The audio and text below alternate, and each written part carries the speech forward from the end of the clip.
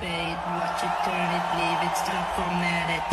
Bring it, fade, watch it, turn it, leave it, stop, format it. Bring fade, watch it, turn it, leave it, stop, format it. Bring fade, turn it, leave it, stop.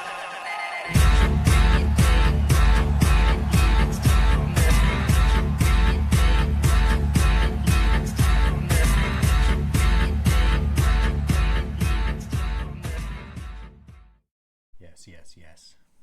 Welcome back. How's Welcome your back. Wednesday going over there across the pond in the UK? Everything's beautiful, sir. I know you enjoy a soft intro. Can I start us with a hard intro? Of course. Ladies and gentlemen, this is the moment you've all been waiting for. 60 minutes in the undisputed heavyweight nutrition division, fighting from the US corner, weighing in at some unknown number of pounds but looking damn good. Put your hands together for Dylan, the Master Miller. And fighting from the British corner, representing the future of your fat loss, food and fitness success, making sure you weigh in at the correct number of pounds, Coach Connor Rhodes. The crowd goes wild for the Macros Inc. podcast. Welcome, ladies and gentlemen. Man, I would say if coaching ever doesn't work out for you, which it always will because you're a fantastic coach, but if it didn't, you've definitely got a future in broadcasting of some sort, or at least announcing major sporting events. That was well done. Thank you, sir. This is also an update to my setting and scenery, isn't it? It's actually my coaching championship belt awarded by Macros Inc. Let's go. Heck yeah. Mac Yeah, of the that's Year very award. fitting. I'm glad you have that on there. Your last name is Rhodes, Rhodes. Are you familiar with the Colossus of Rhodes? I absolutely am, and I wish for my history, sir, that my surname was related to the Greek island of Rhodes. I was going to ask that. It's so there's no relation there, huh? There's nobody Greek in your family?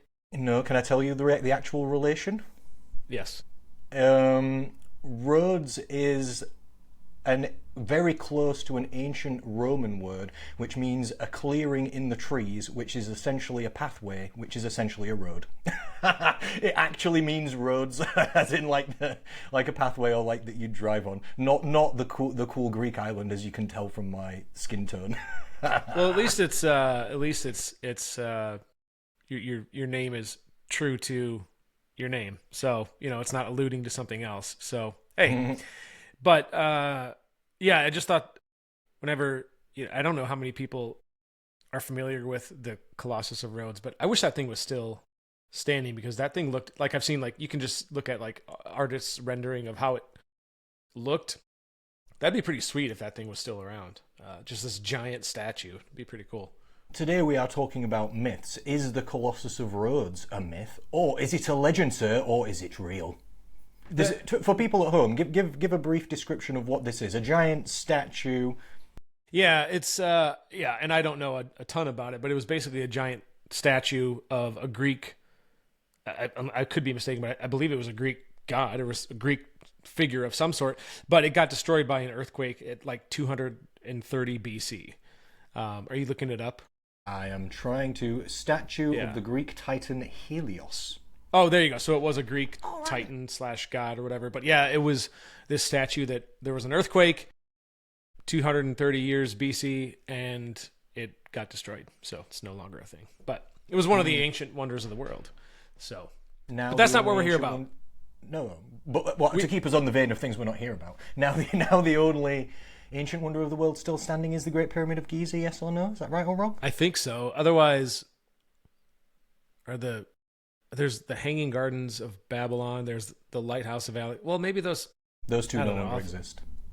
They don't? Okay. No, well, definitely not. Yeah. Well, we are talking about myths. I will say that sometime maybe we could do a podcast on Greek mythology about something about which I know nothing.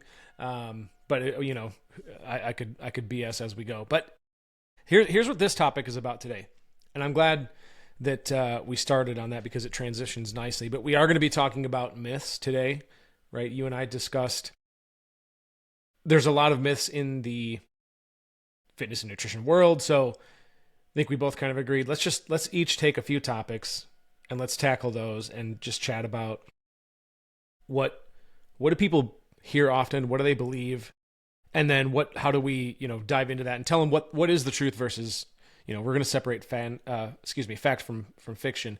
So this, I think we've done this before, this is an episode that I did at least in part a while back, but I don't know if I actually tackled what I'm going to tackle today. So where do we want to start? Do you want to start with yours? Do you want me to start with, kind of myth number one for me? What should we do? Where do we want to take this?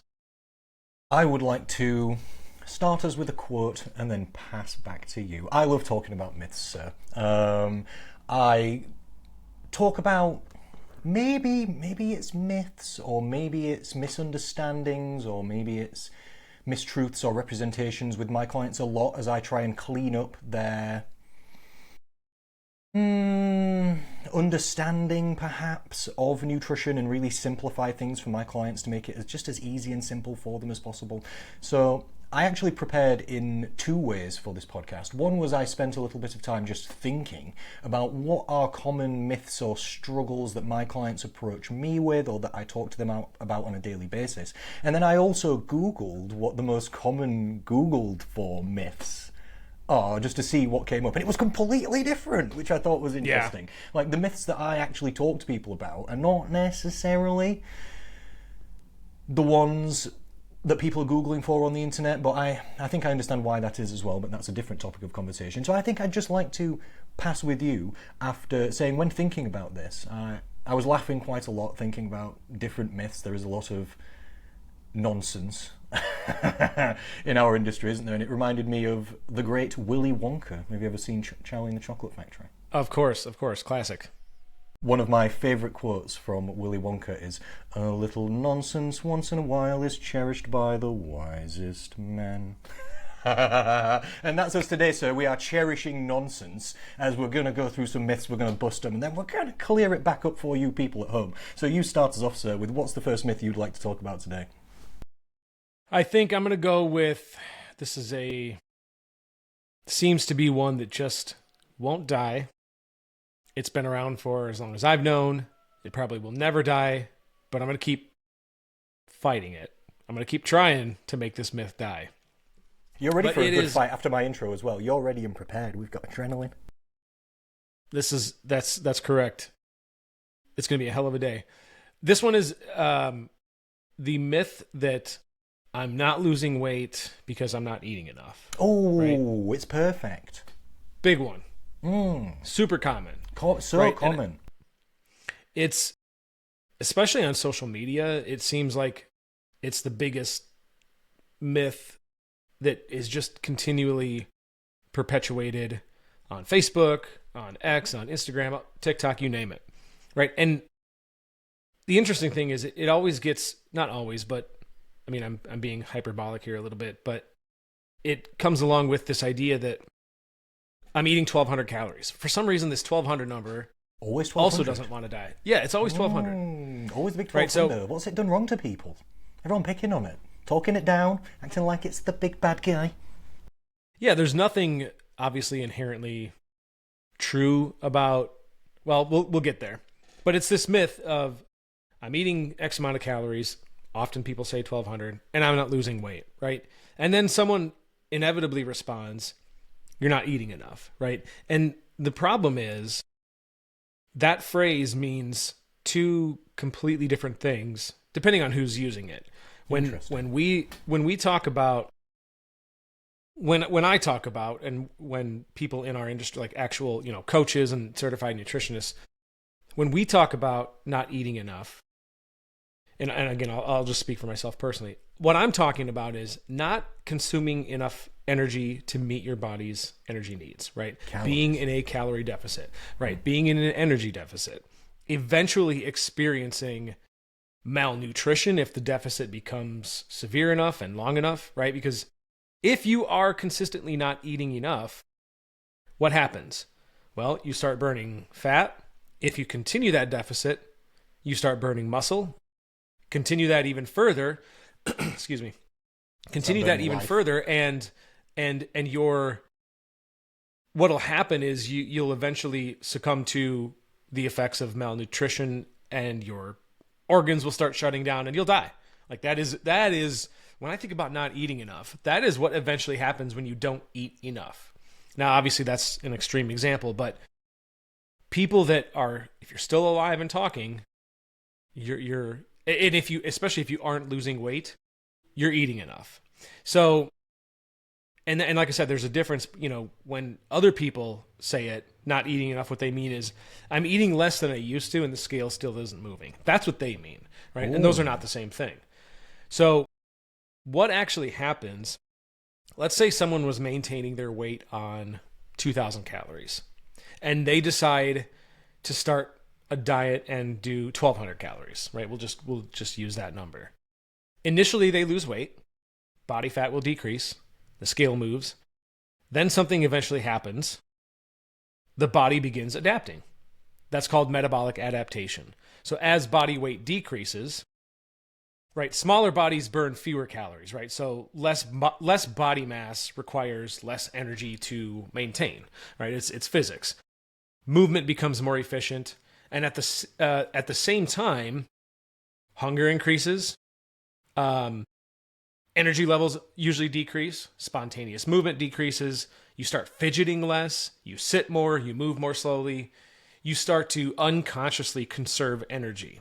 The body isn't trying to it's not trying to sabotage you. It's trying to survive, basically, right? That is a feature of being in an energy deficit. Essentially, your body has these physiological responses to try to get you to eat more and move less, because it's like, whoa, something's happening here, right? So it's trying to implement things to try to survive, essentially. The body can just adapt to a calorie deficit. It can't create energy from nothing. Two totally different concepts. And many people interpret this adaptation as my body stopped losing weight because I'm not eating enough.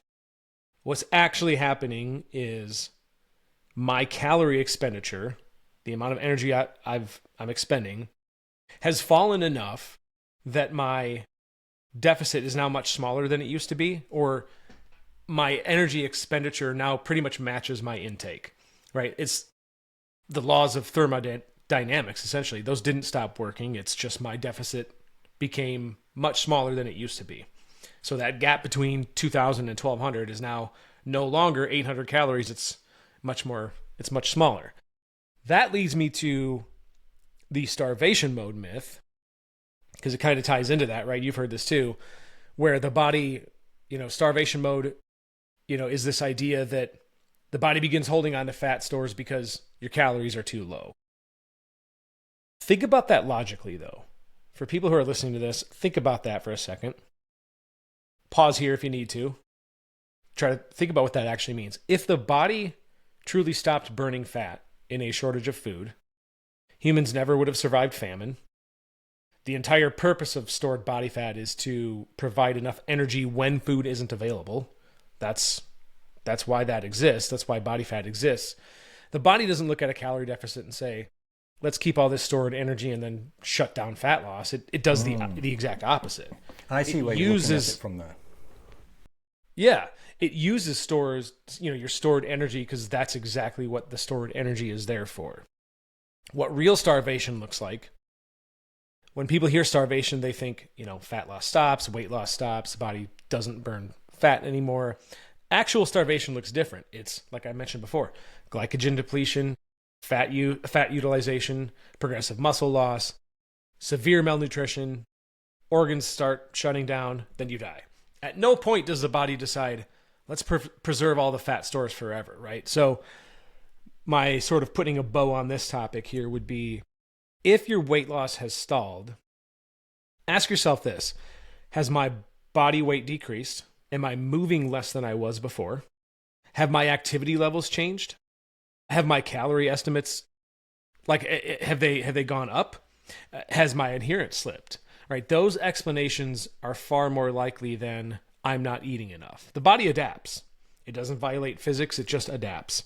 And if you have lost fat and you have lost weight, that is your body adapting to your calorie deficit.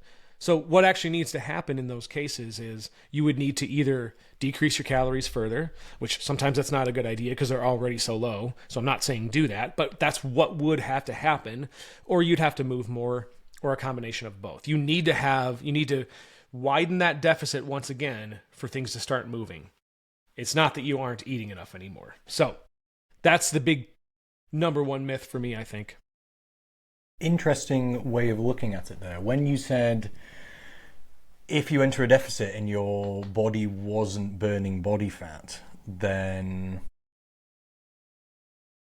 humans wouldn't have survived famine. You're coming at it from a perspective of then you would have access to no energy, so your energy would not be able to come from nowhere, so humans would not survive. I would have come at it instinctively from a slightly different angle, thinking if a person was in a deficit and not burning body fat, but they were still there in front of me telling me that, then they must be able to live forever. Because, or that yeah, exactly right. Both are nonsense. But you must be able to live forever, as you must be. I don't know. You're a vampire. You could be a vampire. You could be photosynthesizing like a plant. You could be. You could be absorbing energy osmotically through the ether. In a way, I don't know, like it's a great way to get calories. Some ethereal being. It sounds like a disappointing way to get calories. Imagine if you just breathe them in, you're not even eating and you're just gaining. You know, can't get away from it. So I think this is really interesting, yes. And I do hear this a lot, yes, and people do come to me a lot actually as well, yes. Sometimes thinking that they're not eating enough and that's the cause of why they are not losing weight. And it's for all the reasons you said there, I think. So in summary, you said people's activity levels might go down. That's when people get tired, when they've been dieting. Like if you watch your step count without you even realizing, it will drop while dieting just because you become more fatigued. Then there's unconscious movement reduction, like you said, like fidgeting less, rolling around in bed less, just because you're literally tired. Then there's also the body weight dropping, like you said, that reduces the metabolic sort of requirements of the body. There's also a little bit of metabolic adaptation, internal metabolic slowdown, like you said, maybe 5 or 10% internal metabolic slowdown just due to being in a deficit, this kind of stuff. You also said dietary adherence, that's a big one. In my opinion, the 2, 3, the more I think about them, there's more reasons, but the 3 biggest ones I see are reduction in movement, probably, like you said. Number 2, lack of adherence, like people doing really well for a while and then thinking, I'm doing well, I'm doing really 100% well, so I can be a bit lax on this and this. And you're right, you can. And you can get away with more, you're right. But then once you get away with that bit and you start thinking, I can get away with that bit, maybe I can get away with a bit more. No, probably not. You can get away with a bit, but then when you do a bit and another bit and then maybe another little bit, now we're off track. Yeah, and the last one I see often is portion distortion, as it's called sometimes, where when people diet, they literally, you can show somebody the same amount of food, and the longer they're on a deficit, they will rate that food. Like when you ask them how much food is that, they will say it's less and less and less the longer they've been dieting, as the body tries to trick you, like for a protective mechanism, into trying to eat more, literally. For sure. Yeah, absolutely. It's interesting where it comes from as well, isn't it? We're spending the entire podcast on one myth here, sir. But it's interesting. Feel free to just shift gears anytime you want and talk about your myths too, because I know you got some. I feel like we can just keep weaving the other ones into this. As I know, another one that we could talk about is people thinking on this kind of a line that the metabolism isn't working, or the metabolism's too slow, or the metabolism stopped working. I think this 1,200 myth, or not the 1,200, but that I'm not eating enough to lose weight, comes from some old science studies which showed some actual science a long time ago, showing that if you put people onto a deficit and you keep them on the deficit, the weight loss stops working after a while. So then people surmised from this, if you keep people on a deficit, then it stops working. So we need to it's hardcore metabolic adaptation, it's survival mode, we need to reverse diet.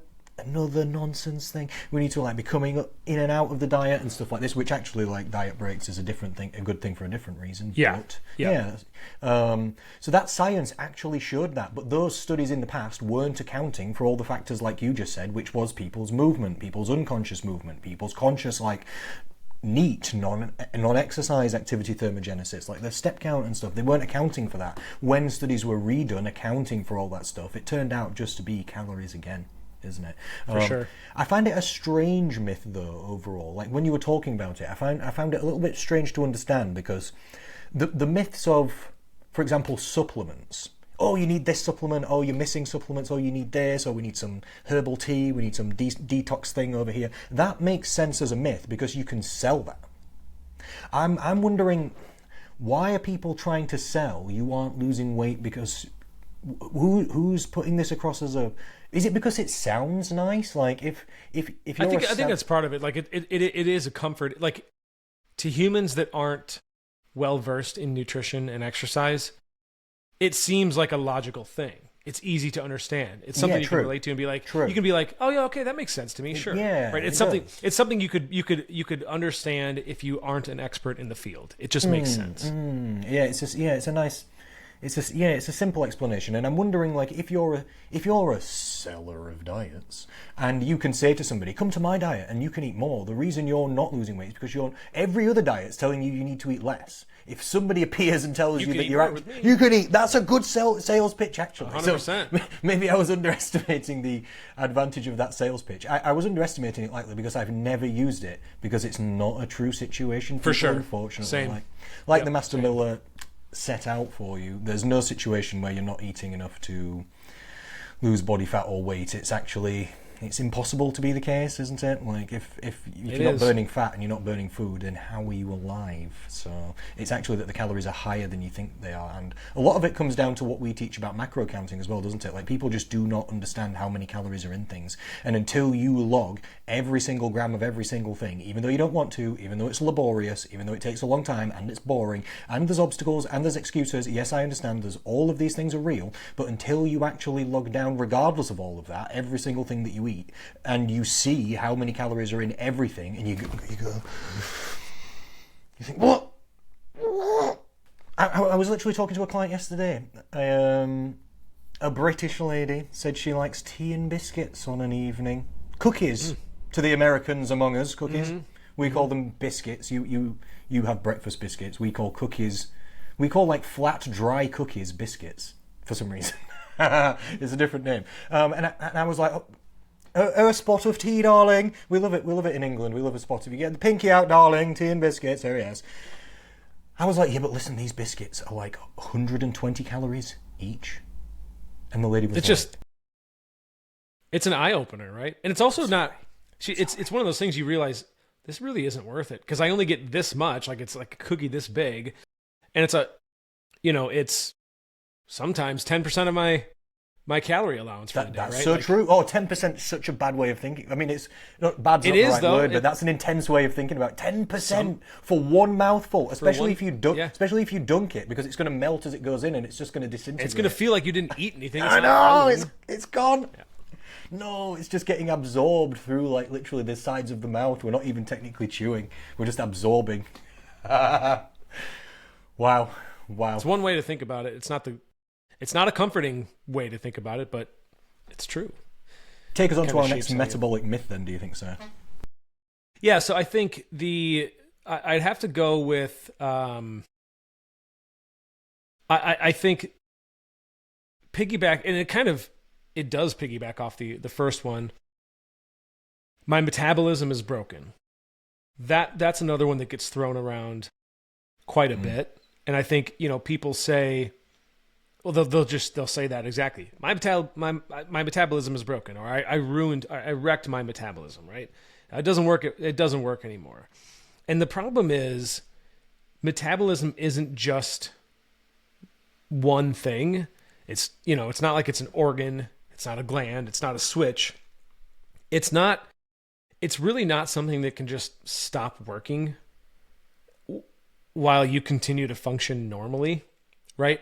Metabolism is I'm trying to think of the best way to say this. It's the sum total, it's the sum of kind of all of the energy transactions that are occurring within your body every single second, right? Your cells create energy, your cells are repairing tissue, they're building proteins, your brain's consuming energy, your heart consumes energy, the liver, your muscles. Like, there are literally trillions trillions of energy transactions occurring in your body every day. That is metabolism.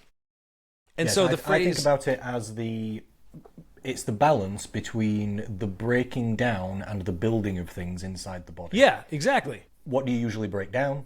Food. What do you usually build? Body parts. Yeah, I mean, and that is true. The body is it's always either building things up or tearing things down. That's a crude way of putting it, but it's always in one or the other. Yeah. And so that phrase doesn't really make sense. I mean, imagine saying, if someone said, my transportation is broken. What does that mean, right? Transportation isn't one thing. It's maybe your car broke down, or maybe a tire went flat, or gas ran out. I understand what you're saying, yeah. Right, the road is closed. Like, those are specific problems. So in that same sense, metabolism isn't one thing. There are specific conditions that can affect metabolic function. You could have a specific condition of your metabolism had stopped. That condition is called death. Well, there's that too. It's a very specific state to be in when your metabolism's actually broken. Like that's. Well, you know what? Actually, even then though, God, now I'm splitting hairs here. This is kind of off topic, but even after death, the body's cells break down. So like cellular things still Interesting. The body. Yeah. Anyways, we don't need to go there. But again, my point is metabolism itself isn't some singular object that breaks. When people say that, what they usually mean is, the weight loss feels harder than it used to. It feels harder than before. They gained weight. They're frustrated. My progress is much slower. That's understandable. But I think it's important to identify the actual cause. Can your metabolism change? Absolutely. Yeah. Metabolism is dynamic. It changes constantly, right? So things that affect your metabolism are your body size, age, muscle mass, your activity level, hormones. That's a big one. Especially for women who are in menopause, right? Your diet history, your sleep, stress, genetics, all of those things can influence your metabolism or your metabolic rate. But changing isn't the same thing as breaking, right? True. That's important. Yeah, and to give a couple examples of what I mean when I say that there can be metabolic conditions. Hypothyroidism is a big one for people, like especially the people that we work with. That's a real thing. PCOS, that's real. Metabolic disorders are real. Hormone conditions are real, right? Nobody should dismiss those, and I'm not trying to do that at all. But having a metabolic disorder isn't the same thing as having a broken metabolism, right? Absolutely. I was just going to say most metabolic disorders, they can make weight loss more difficult. They don't make it impossible, right? I think the big misunderstanding is many people think of metabolism as like it's a furnace, and a fast furnace burns a lot of calories. A slow furnace burns fewer calories. Reality is a lot more complicated than that. The largest determinant of metabolic rate is your body size, actually. Yeah. And this is also different than what most people think. A 300-pound person, right, generally burns more calories than a 150-pound person. And it's not because they have a better metabolism, certainly, but most people would look at a larger person and think they've got a slow metabolism, that's why they're overweight. Actually, it's the opposite. They burn more calories per day because they have a larger body than someone half their size. Maintaining more tissue requires more energy. That's the bottom line. So I think, again, for a practical takeaway on this one, the goal isn't let's fix my metabolism. There really isn't anything to fix. The goal is make sure you preserve muscle, stay active, try to sleep well, try to manage your stress, get enough protein, and maintain some some sustainable habits. And I think those are the things that would support a healthy metabolism or metabolic function, right? A broken metabolism really isn't the problem. There's a mismatch between expectations and your physiology. That's the way I'd put it. I love what you've said there. So many great things. Yes, a simple way that I explain metabolism to people, like you've said, it seems counterintuitive, but a 300-pound person, I wouldn't explain it as they have a faster metabolism than somebody who's 150. No, that's not the right word to use. You nailed it. I use the word larger. They have a larger metabolism, not a faster one. Technique, like it's not. I mean, neither word's like technically correct. Like, it's not actually a size. Yeah. But I think. Well, that's why I it's say you have closer word. you have a higher metabolic rate is the right is the right phrase to choose. I think semantically explaining that people's metabolisms aren't faster and slower, sorry, like you think they are. They're more like higher and lower, or larger and smaller metabolisms. And I love what you said. All of these things can change people's metabolism, definitely, but thankfully it can't really be damaged, not unless you can't digest food, or you can't, like, I don't know, your body can't build protein into structures, like you can't build muscle or skin for some reason, then yeah, okay, there could be like real like specific problems, like health issues where your metabolism could have issues like that. But if we're still alive and we've still got energy and we're still digesting food and we've still got a metabolism there. And I loved what you said about metabolic conditions like polycystic ovary syndrome and thyroid, etc., as this is an area that I work with many clients with, and I can give people fantastic confidence in this area as well, because like you said, these things can change metabolism. Like for PMOS, as it may be now, or PCOS. Did I get the new acronym correct? Is it PMOS? I don't know that I've actually heard the new acronym. I didn't realize they'd changed that. Yes, sir. It's now polyendocrine metabolic ovary syndrome, which is it seems to be a little more accurate. We have to learn a new acronym now, everybody. But and this only changed like literally a week ago or something like this. But like when you say PCOS, that's polycystic ovary syndrome, and not everybody with PCOS has cysts on their ovaries or polycysts, multicysts.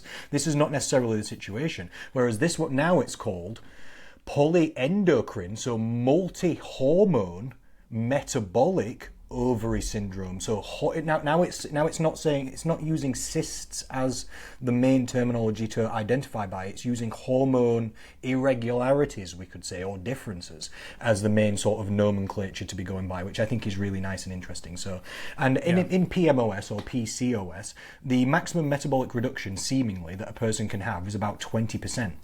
And that's not nice or fair. That is not also insignificant. That can impact. It impacts, and it's not nice or fair, and it does make it harder to lose weight, and this is all real. But what the situation is in reality is, let's say you've got a twin and they've got quote unquote normal metabolism, sorry for using that word, but they've just got not polycystic or PMOS, none of this, and then you are the twin that does have this, and you've got 20% metabolic reduction, which is unlikely that it's that strong, but it does seem to be that case from some studies. That means they are going, and I'm both your coaches, I put you both on the same diet and calorie deficit. The regular non-PMOS metabolism loses 1 pound a week. The 20% reduction loses 0.8 pound per week. It's still working. It's still literally, one person loses 1 pound a week, one person loses 80% of a pound a week. That's still good. Yep. It's still going to, yes, it's 20% slower. It's 20% harder. You might have to do 20% more steps or reduce calories 20% lower than somebody who doesn't have that metabolic situation to get the same result. Yes. No, that's not fair. No, it's not your fault. All true. But we're still doing it. There is no chance, even if you've got or thyroid issues and polycystic ovaries and PMOS, we're still doing it. You're still going to lose, depending on what you do, you can lose the same amount of weight as somebody else. You might have to put in a bit more work, but it's not that we can't. You have to put a little more work. It'll take a little bit longer. Or it'll take longer, yeah. If you don't put in more work, you can just work for a bit longer. That's also a thing. You don't have to actually do more. You can just do longer. Which is hard because we talked about this in one of the previous episodes. We humans want things now. We are not a very patient species, right? We want things now. So the longer it takes you to do something, the more likely it is that eventually you're just like, you know what? Screw this. I don't want to do it anymore. So like you said, it's not fair, but it is what it is. So lovely there with the metabolism. Hopefully that gives people confidence. No matter what your metabolic situation is, we are prepared to help you at Macros Inc. We understand this. We have clients I have clients literally real people where if you got a list of every metabolic issue you can have, tick them all. I've got a client that's got not all of them individually, every single one at the same time. Diabetes, polycystic ovary syndrome, thyroid issues, keep going.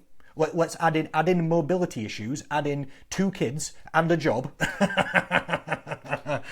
No, I've got literally a client that has everything, and guess what? We can still make it work. So if anybody can take away anything from our myth conversation today, it's that we understand this, we can make this simple for you, you're not broken, you don't need to necessarily change, we just need to change things for you so that it fits your unique situation. Yep, well said.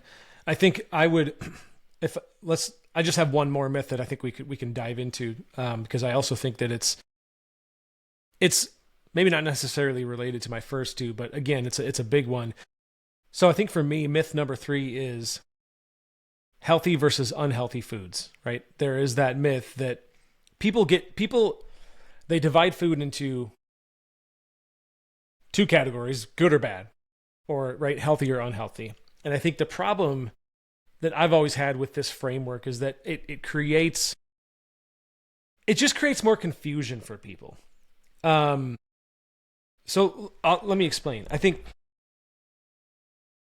when you have, so first of all, food doesn't behave, right? Food doesn't make bad decisions. Food doesn't have morality.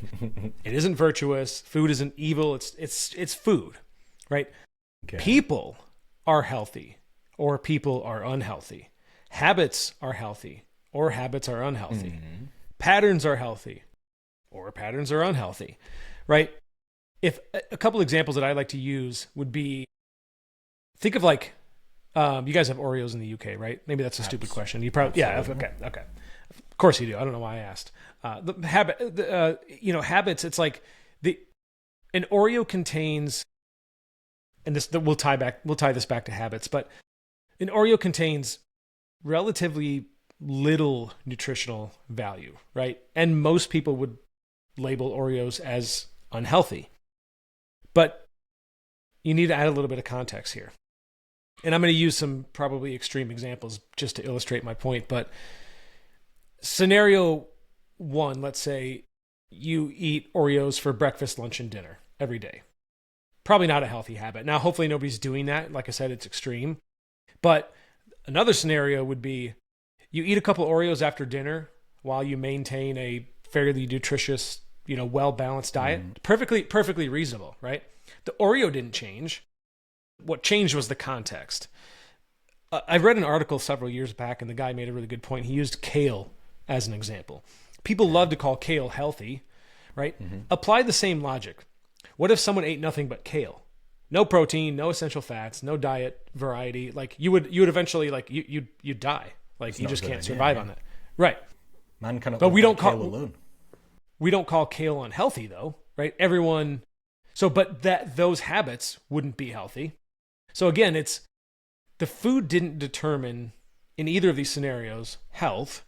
Your overall patterns are what determines health, right? And that's where you have to make that distinction is nutrition versus health. I think a much better framework that I try to convey to people and I want people to get into is, ask yourself, how nutritious is this food? That's a more useful question. And is me eating this does it fit into what I'm like? Would it be a healthy thing to do or an unhealthy thing to do? Right? Food exists on a spectrum. Some foods provide more protein.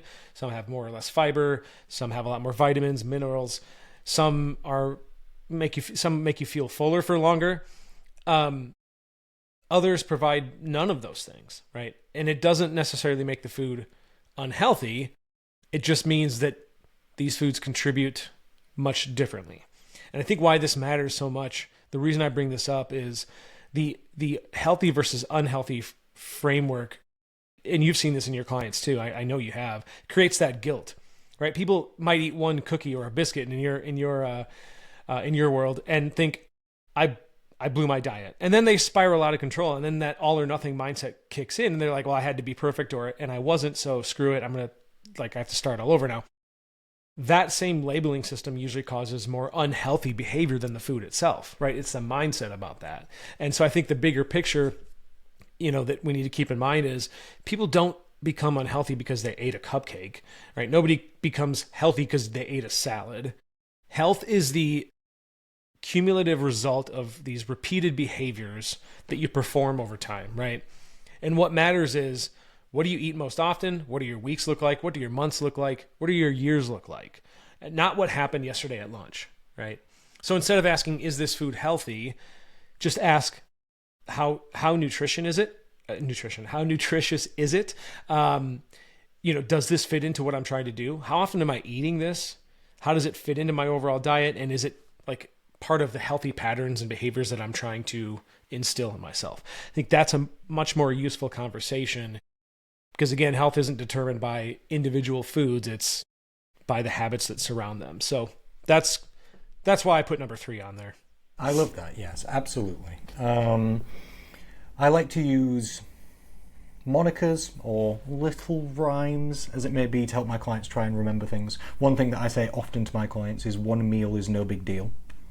Another thing I say to my clients is one day doesn't change the way. Because like you've just explained, I often explain to my clients to relieve some of their frustration or unhappiness or upset at singular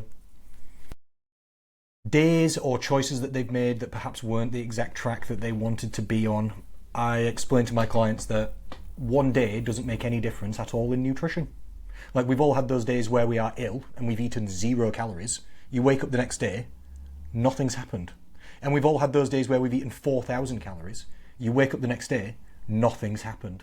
Literally, like, nothing changes in one day. Like, oh, my protein intake was 10 grams for a day. Ooh. Like, oh, your protein intake was 200 grams for the day, apart from being a little bit constipated. It's not really going to change anything. So I love what you've said there. And I think about healthy foods in the modern world perhaps on a slightly different angle as well.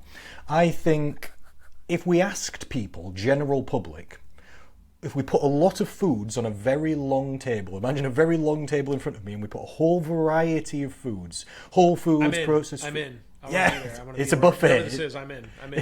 It's an all-you-can-eat buffet from all different cuisines, from processed foods to healthy whole foods that come from nature and the universe and God, all there on the table. And we asked people, okay, general population people, put onto the left-hand side of the table all the healthy foods, and put onto the right-hand side of the table. Like you said, it's a spectrum, so you can put stuff like halfway in between and stuff like that if you want, but start moving all the unhealthy stuff to the right-hand side of the table. What people would do instinctively is they would put all the colourful things and all the whole foods and things like this onto the healthy side, and everything that's processed and cream and beige and carby onto the unhealthy side. And kind of there is merit in that, but the actual health value, this is how I see food in the modern world, can be ranked more clearly through its calorie value.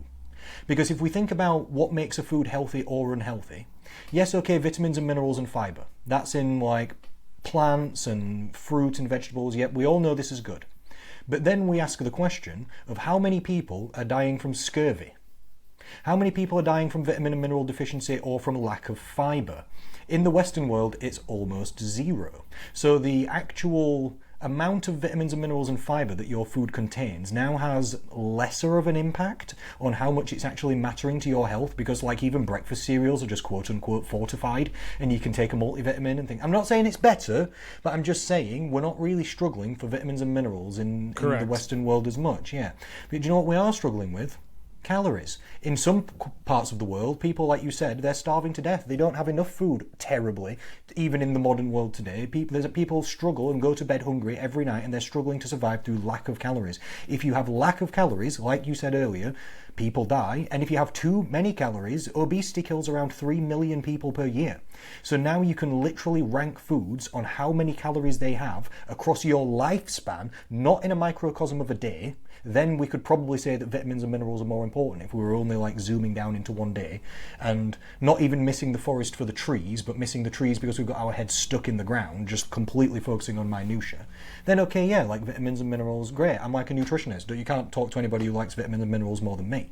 But the fact of the matter is, really, we could rank foods across a human's lifespan on calorie value alone, and aside from like poisons and toxins and whatever nonsense, then basically the lower calories are the healthier ones, because if somebody just stuck to those lower calorie foods, their chance of experiencing obesity, and then from that comes heart disease and all the higher rates of cancer and diabetes, cardiovascular. We all know the problems. We all know cholesterol. We all know. You don't have to have me say it again.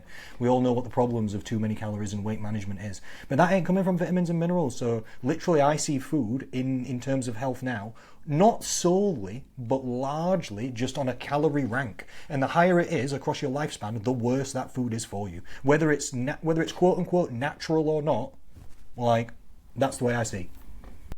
Yeah, really good points there. I mean, and yeah, you made a lot of good points. It's funny. Actually, funny isn't the right word for it, but it's interesting that you pointed out, if you don't eat enough food, you die.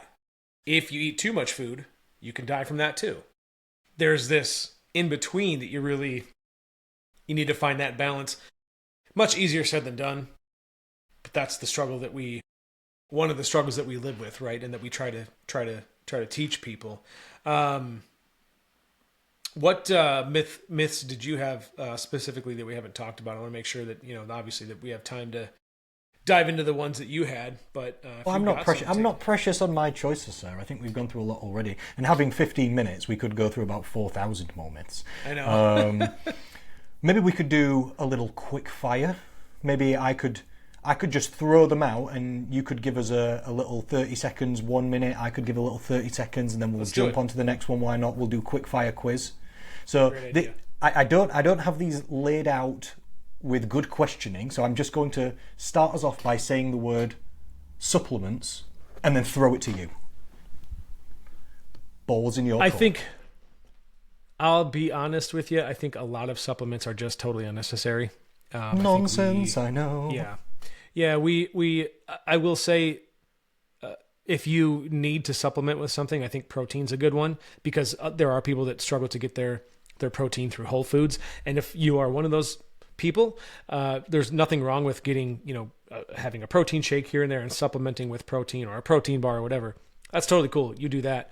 I think aside from other, you could take a multivitamin. I think aside from those two things, there's not a whole lot of merit to other stuff. There are things that might show a little bit of a difference in studies, but a lot of them is just, a lot of the studies that we've done on so many supplements show minimal impact on many things, unless it's a specific, even creatine. I take creatine. I don't take as much as I used to, but even with creatine, like for most people, you're probably not going to notice much of a difference. Creatine makes a bigger difference in athletes who are doing like explosive movements, or, people who are lifting and need that explosive, type of training. Those people would tend to notice creatine more than just your general population. So, I think most supplements are just money grabs, to be honest with you, and most are just unnecessary. Yeah, absolutely. I think there's maybe like 5 or 6 good supplements in my opinion. There's like multivitamins, like you said. There's protein, which technically is a food substitute, not a supplement, but we call it a supplement. Vitamin D is separate from a multivitamin, because you can't get enough vitamin D if you want to supplement that in a multivitamin, because vitamin D is soluble in oil. Maybe fish oil. Fish oil's another one I'm going to say, yeah. Fish oil I think's decent, like for fish oil. Creatine's decent for like the brain benefits and like some strength benefits, etc. Creatine's pretty good. After this, we're really grasping at straws. After this, like we're really getting down into just not much is left. Fiber supplements are not bad for some people sometimes, but for some people, it's like, so we just keep it simple there. But nearly everything else to do with supplements that you've ever heard is pretty much a myth. And whatever struggle or problem you've got, the chances are the problem isn't being caused by a lack of a supplement. It's not going to be solved by a supplement. Yeah, because it's not a supplement-shaped hole, so you can't plug it with a supplement. So that's one. There's always just so many myths there, isn't there? But let's move on to the next. Another one that I always I don't know if this is a myth, but I like to explain it to people, and I would just like to get your perspective on it, is exercise frequency. And what I mean by this is I come across so many people who think that if they don't train in the gym 5 times per week, it's not even worth it. Or like, if you're not going 3 times per week, then what are we even doing this There's no point even. I'm not doing 3 times per week. Then I should definitely do 0 and just eat cookies. And I'm like, no, please, you can get great results on once a week. I used to have so many clients come to me in a gym once a week when I was a personal trainer. And I've got to blast them, because if you're trying to achieve any goal in life and we've only got 1 hour a week, we have to do it really well. But you can make progress. Like if you did 1 swimming lesson a week, you'd get better at swimming. If you do 1 training session a week with a good coach, then you get better at training and stronger. So how do you feel about exercise frequency and things like that? I don't know if it's a myth, but I think the question you have to ask is, what is my goal first? definitely. What's my goal, right? If I'm trying to look like Arnold Schwarzenegger, then I should probably work out 6 to 7 times a week. Yes, okay, that's fair. But if I'm Jen Poppin, I'm just looking to lose weight. Do I need to make sure that I'm in the gym 5 times a week, blasting out, dumbbell Twice a week's press? great. It really is a matter of ask yourself what your goal is. And then I think the second most important thing is, what can I see myself doing for a long time? Like what is sustainable to me? Right? Like for me, here's what's sustainable for me. I can do bench, I can do deadlifts, and I can do squats. Those are 3 compound movements that I go downstairs, work out in we just have a little home gym room, and I do those things. And that's it. And I'm not trying to look like I'm just trying to stay healthy, and I can do those things consistently and regularly, and I'm able to sustain it. So I think for frequency, it's find what you enjoy doing and can see yourself doing in a month from now, 2 months, a year, because you can sustain it. But also make sure that you ask yourself, what's my goal here? That make sure that what you're doing aligns with your goal. For most people that are listening to this, what do they want? They want to lose weight, and they might want to build some muscle too, but they want to look better. But those things don't require you just being an absolute freak in the gym. We don't need 1 hour. We don't need 1 hour a day, 5 or 7 days a week. We need 2 hours a week, or 3 And you just need to be consistent. 45 minutes. Yeah, absolutely. And I think I'd add to what you said as well is you said if people need to imagine what they can do for a long time, which is correct. And I will just say, if you're somebody who hasn't got started or can't get started or has never gotten started, maybe you can't imagine what you can do consistently for a long time, then please just trust me as an exercise professional. Just start on 1 or twice a week, please. just trust me, because I've been doing this my entire life and I'm a world-class professional at it. Just start on once or twice a week on a good program orchestrated by myself, and you're just going to feel so much better and start getting good results. We don't have to jump in at the deep end and start drowning, start killing ourselves in the gym, soaring like a full body cast. Start on 1 or twice a week steady, and then we'll build it up as time goes, and we find out what you can do and handle. Well said. Let's go quicker on some myths. Are you ready? We're going to have to go even quicker. I want the one-liner from you. Carbs are bad, okay. Complete BS. Myth, absolute myth. Carbs are actually healthy. Second most Googled for myth according to the internet. Eating fat makes you fat. Doesn't even make sense to say that. No, it's calorie value overall, isn't it? Third most Googled for myth. I must eat breakfast to boost my metabolism. Metabolism doesn't work that way. Makes no sense. It just makes no sense, doesn't it? Fourth most Googled for myth. Detoxes and juice cleansers. Again, I haven't got just like that in general. How would that even work? Doesn't make sense. The liver is what detoxes you. So anything else besides that is just snake oil. Absolutely. And we could go on and on, couldn't we? We could go on and on. And it's not only our industry either, is it? Because I talk to people who...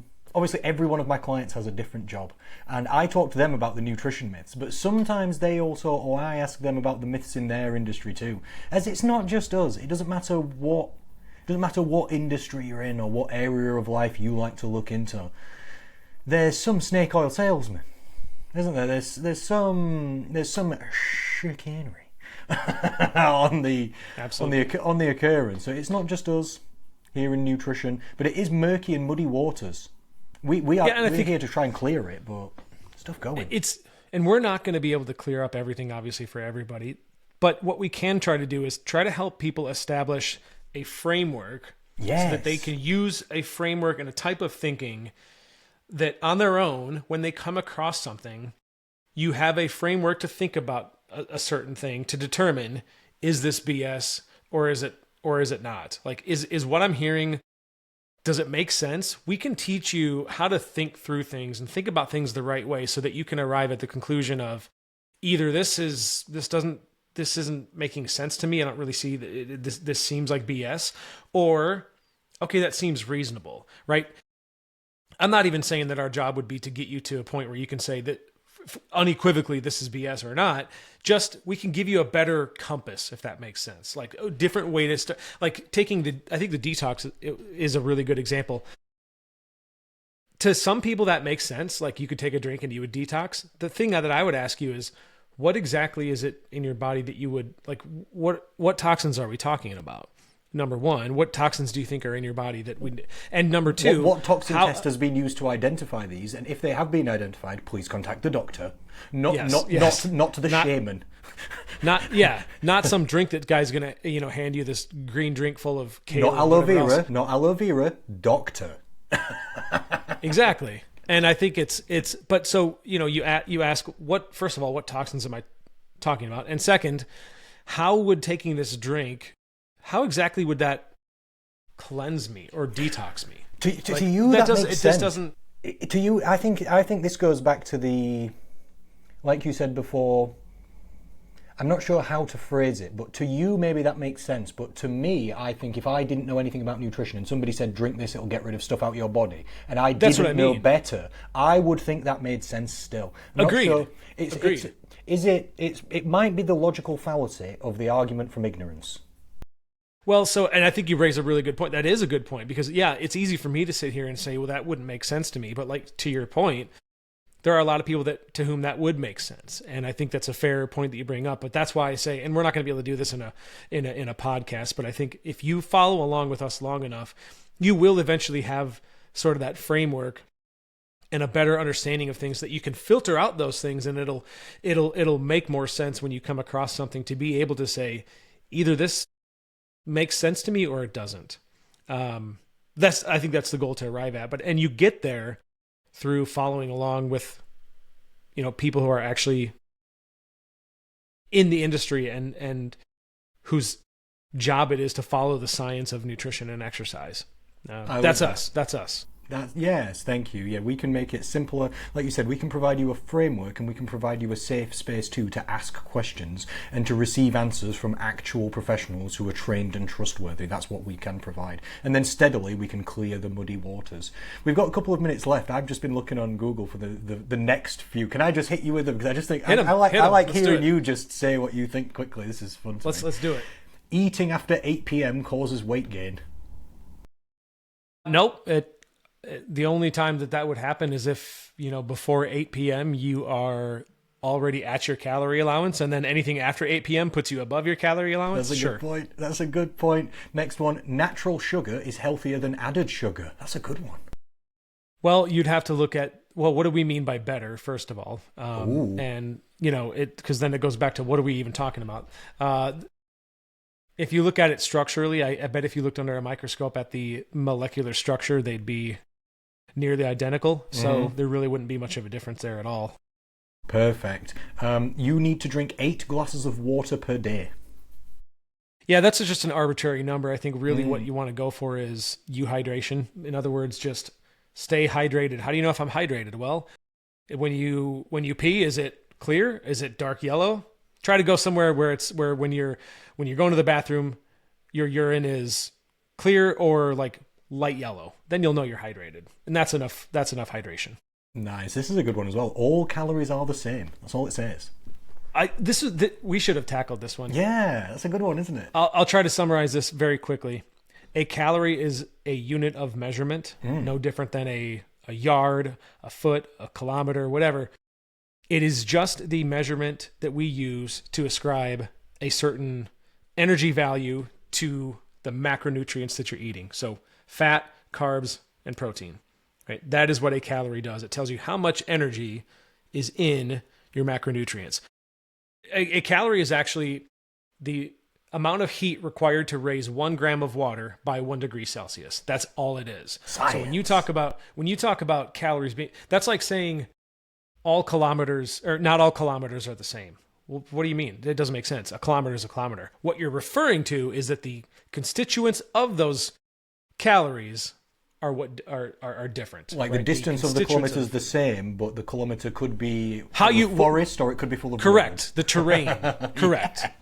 Yes. Yeah, exactly. Okay, yeah. Yeah, because a calorie is a calorie. It's a unit of energy, but all calories are not the same in the way that, like, obviously fiber's not the same as protein, like, obviously. Right. Right. In a way. And that's... What else they got? Okay, I'll carry on. I like this. I'll carry on. Eggs are bad for your heart is the next one.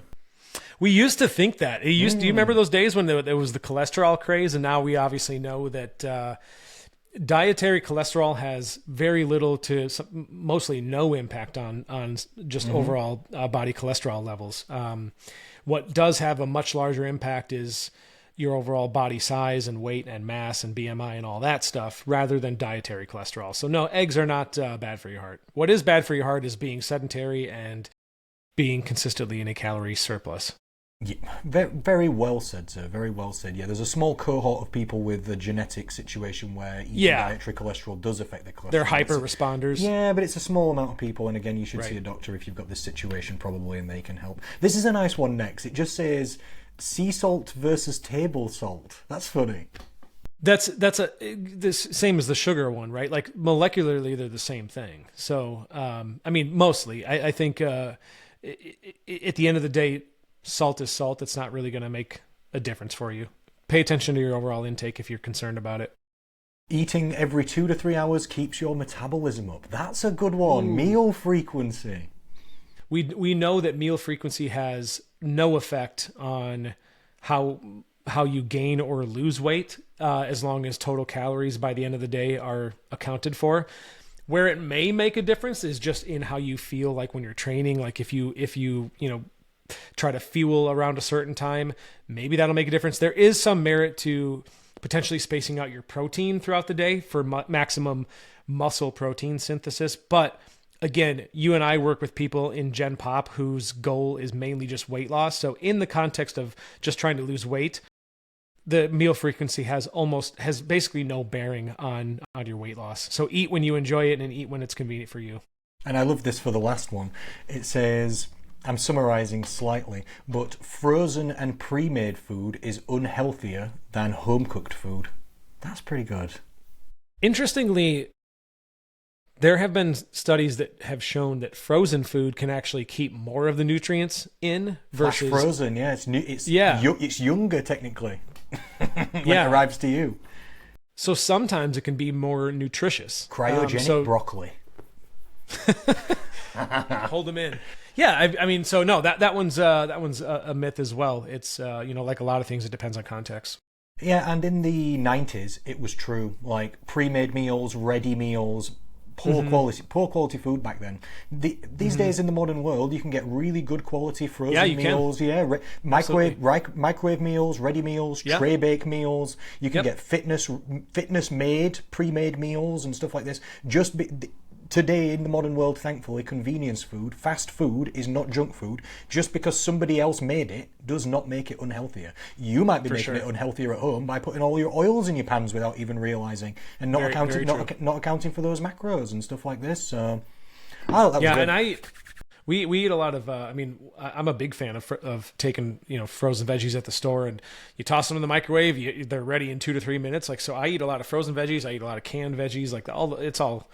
Get it where you can. It's all good. It's good to mix them into food, isn't it? The frozen ones. That too. 100%. Like the freezing process sometimes denatures and like pre-digests the fiber. So like if you're going to try and eat like a side of broccoli and it's been a frozen broccoli, it might be a bit mushy and not quite as nice. Yeah. But if you're putting vegetables like into a meal, like when I make a lasagna, I put like quite a lot of vegetables in the lasagna, and then sometimes I'll buy like these the frozen mix bags. I don't know if you've seen these, of like little carrots and little peas and little sweet corns. Exactly. All I buy mixed those all together. the time. Yeah, and 100%. you can literally like pour that into a curry or into I like to put it into a lasagna, and I make like a really stacked tall like vegetable, Like a veggie lasagna. yeah, like a veggie lasagna sort of thing, and you can bulk out meals really fast and easy and cheap just by microwaving that or I usually microwave it first, strain off the water, then stick it into the pan. and then otherwise it like adds too much water to whatever For sure. meal you put it into. But I'm a big fan of it too, though. Yeah, I think that's not something to be overlooked. That's it. People are looking for convenience too. That is one way to get your veggies with in a convenient way. This is great. This was great, man. This was a good episode. I hope Easy people as that always. are. If anybody has any questions, fire them. Put them in the chat, and we'd love to hear from you. Otherwise, you can email me or Connor anytime if you ever want us to include a question that you have about something in one of the podcasts. We'd be happy to talk about it. But They could I do post wanna in the say thank Facebook you to group all. and tag us, couldn't they? You can, yeah, that's a really good point. Anybody that's listening to this or listening back to it, even if you're not listening live Tag us right in the now, in the Facebook group. Give us some shout. 100%.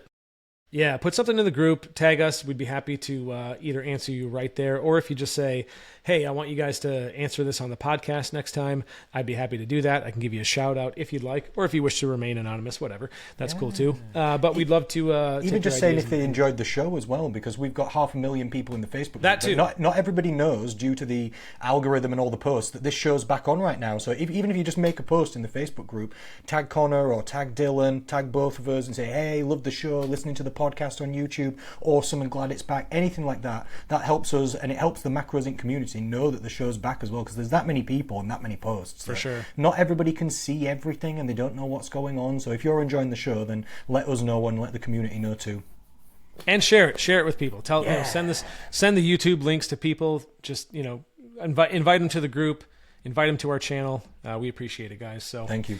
we'll be back next week. Connor sent me a list of 500 different topics we could try. So there is going to be no shortage of things that we can discuss thanks to Connor. So thanks for doing that. And we'll be back next week, guys. We always try to do Wednesdays at 10 a.m. Central.